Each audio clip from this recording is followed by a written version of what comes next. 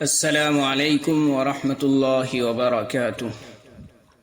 آگ حضرت ابراہیم علیہ السلام کو کیوں نہ جلا سکی؟ آب زمزم کب اور کیسے وجود میں آیا؟ ابراہیم علیہ السلام نے اسماعیل علیہ السلام کی جگہ کس جانور کو ذبح کیا ہوا پایا؟ خانہ کعبہ کی تعمیر کس نبی علیہ السلام نے کیا؟ بسم اللہ الرحمن الرحیم۔ وہاں کے بادشاہ نمرود کو، جو بہت ظالم اور بت پرست تھا، ان سب باتوں کا پتہ چلا کہ آزر کا بیٹا ابراہیم لوگوں کو بتوں کی پوجا سے منع کرتا ہے اور ایک خدا کی دعوت دیتا ہے، تو اس نے ان کو اپنے دربار میں بلایا اور آپ سے جھگڑنے لگا۔ حضرت ابراہیم علیہ السلام نے فرمایا کہ میرا خدا تو وہی ہے جو مارتا بھی ہے اور جلاتا بھی ہے۔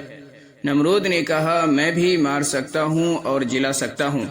چنانچہ اس نے ایک ایسے قیدی کو جسے سزائے موت کا حکم ہو چکا تھا آزاد کر دیا، اور ایک بے گناہ کو پکڑ کر قتل کرا دیا، اور کہا کہ اب بتاؤ کہ میرے اور تمہارے خدا کے درمیان کیا فرق ہے؟ حضرت ابراہیم علیہ السلام نے کہا کہ میرا رب ہر روز سورج مشرق سے نکالتا ہے، تم اسے مغرب سے نکال دو۔ اس پر نمرود لاجواب ہو گیا اور حکم دیا کہ حضرت ابراہیم علیہ السلام کو زندہ جلا دیا جائے۔ چنانچہ بہت سی لکڑی اکٹھی کی گئی اور ان میں آگ لگائی گئی۔ جب آگ بہت بھڑک اٹھی اور اس کے شعلے آسمان کی خبر لانے لگے تو حضرت ابراہیم علیہ السلام کو اس میں پھینک دیا، مگر وہ آگ خدا کے حکم سے ٹھنڈی ہو گئی اور آپ کو آگ سے کوئی تکلیف نہیں پہنچی۔ اس طرح جو لوگ اللہ تعالیٰ کے کہنے پر چلتے ہیں، اللہ پاک ان کو ہر تکلیف سے بچا لیتے ہیں اور ان کے لیے آسانیاں ہی آسانیاں پیدا ہو جاتی ہے، اور جو لوگ اللہ تعالیٰ کا کہنا نہیں مانتے ہیں ان کے لیے اس دنیا میں مشکل ہی مشکل پیدا ہو جاتی ہے، اور مرنے کے بعد تو ہمیشہ جہنم میں رہیں گے۔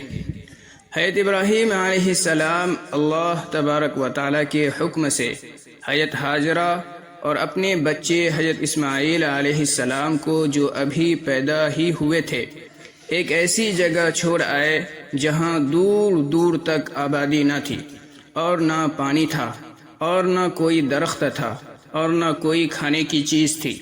حضرت ہاجرہ نے حضرت اسماعیل علیہ السلام کو ایک پتھر کے سائے میں لٹا دیا اور خود پانی کی تلاش میں ادھر ادھر دوڑنے لگی، لیکن پانی نہ ملا۔ خدا کی قدرت سے جہاں حضرت اسماعیل علیہ السلام ایریاں رگڑ رہے تھے، وہاں پانی کا چشمہ پھوٹ نکلا، جو آج تک زمزم کے نام سے مشہور ہے، اور حضرت ہاجرہ جہاں دوڑی تھی اسے صفا و مروہ کہتے ہیں، جہاں جا کر حاجی اسی طرح دوڑتے ہیں۔ حضرت اسماعیل علیہ السلام کچھ بڑے ہوئے تو حضرت ابراہیم علیہ السلام کو اللہ تبارک و تعالیٰ کی طرف سے یہ حکم ہوا کہ اپنے بیٹے اسماعیل کو میری راہ میں قربان کرو۔ چنانچہ آپ علیہ السلام نے حضرت اسماعیل علیہ السلام کو یہ بات بتائی۔ حضرت اسماعیل علیہ السلام نے کہا کہ ابا جان، اے میرے والد بزرگ، اللہ تبارک و تعالیٰ آپ کو جو حکم دے رہا ہے اس کو ضرور پورا کیجیے، آپ انشاءاللہ مجھے ثابت قدم پائیں گے۔ چنانچہ حضرت ابراہیم علیہ السلام اپنے بیٹے اسماعیل علیہ السلام کو ذبح کرنے کے لیے لے کر چلے اور جنگل میں لے جا کر ان کو الٹا لٹا دیا اور اپنی آنکھوں پر پٹی باندھ لی کہ کہیں بیٹے کی محبت اللہ کے حکم پورا کرنے سے نہ روکے، اور گلے پر چھری چلا دی۔ اسی وقت آواز آئی کہ ابراہیم، تو نے ہمارے حکم کو سچا کر دکھایا۔ اور جب حضرت ابراہیم علیہ السلام نے آنکھوں سے پٹی کھولی تو حضرت اسماعیل علیہ السلام کے بجائے ایک دمبا ذبح کیا ہوا پڑا تھا۔ اسی واقعے کی یاد میں مسلمان ہر سال قربانیاں کرتے ہیں۔ حضرت ابراہیم علیہ السلام اور حضرت اسماعیل علیہ السلام کی زندگی سے ہم کو بہت سبق ملتے ہیں۔ حضرت ابراہیم علیہ السلام نے ہم کو سکھایا کہ اللہ کی رضا کے لیے، اللہ کی خوشنودی کے لیے، اللہ کی رضامندی کے لیے ماں باپ کو چھوڑا جا سکتا ہے، اپنے ملک اور برادری کو خیر آباد کہا جا سکتا ہے، اپنے بچے اور بیوی کو جنگل میں بے سر و سامان چھوڑ کر ان سے بھی پیٹ پھیری جا سکتی ہے۔ اللہ تعالیٰ اگر کسی مسلمان کا امتحان لیتے ہیں اور اس میں وہ کامیاب ہو جاتا ہے تو اللہ تعالیٰ اس کو پھر اور زیادہ نعمتیں دیتے ہیں۔ جب حضرت اسماعیل علیہ السلام جوان ہوئے تو حضرت ابراہیم علیہ السلام اور حضرت اسماعیل علیہ السلام نے مل کر خانہ کعبہ کو دوبارہ تعمیر کرنا شروع کیا، اور جب حضرت ابراہیم علیہ السلام نے اللہ تعالیٰ سے دعا کی کہ اے اللہ، اے میرے رب، اس شہر کو لوگوں کے لیے امن کی جگہ بنا، محبت کی جگہ بنا دے، اور میری اولاد کو بتوں کی پوجا سے بچائے رکھ۔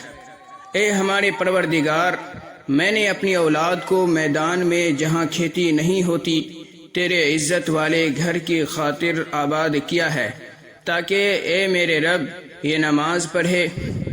تو لوگوں کے دلوں کو ایسا کر دے کہ ان کی طرف جھکے رہے، اور ان کو میوے دے کہ تیرا شکر ادا کرے۔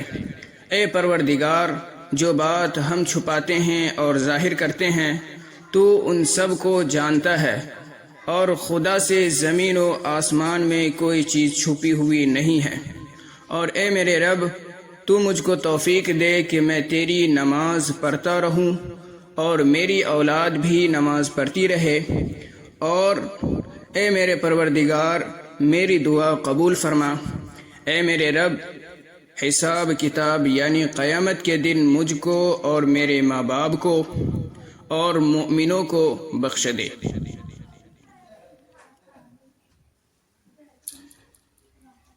یہ وہی خانہ کعبہ ہے جہاں ساری دنیا سے لاکھوں مسلمان ہر سال حج کرنے آتے ہیں، اور جس کی طرف منہ کر کے ہم سب مسلمان 5 وقت کی نماز ادا کرتے ہیں۔ اگر میری ویڈیو اچھی لگی ہو تو ویڈیو کو like, share, comment and subscribe کرنا نہ بھولیں۔